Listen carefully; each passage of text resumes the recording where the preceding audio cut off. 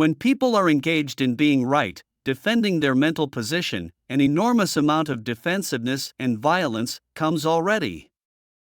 Why do two people become so agitated, in some cases even violent, when they're defending a mental position?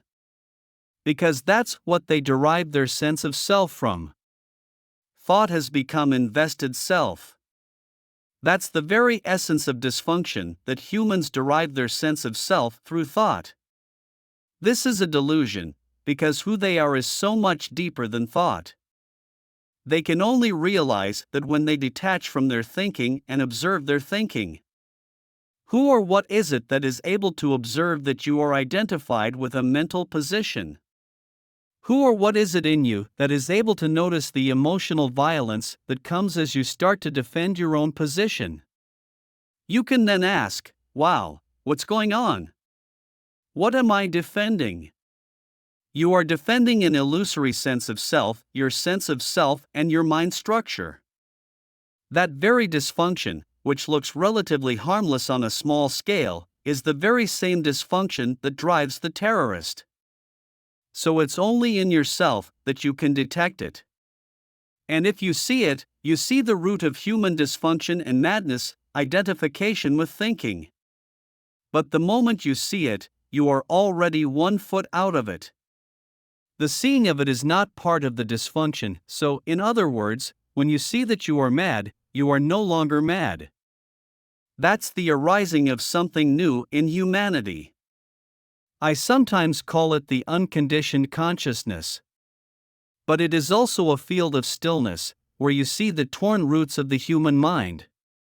Once it emerges, it's a process that cannot be reversed. It emerges more and more fully, and you become less and less identified with the structure of thought. And then thought is no longer dysfunctional. It is actually beautiful. It can be used for helpful purposes. It's wonderful you are no longer looking for an identity in the structure of thought, because now you know that who you are is deeper. You are the very awareness prior to thought. You are the stillness that is deeper than thought, much vaster than thought. We call it stillness, but it's just a word. We've reduced it to something.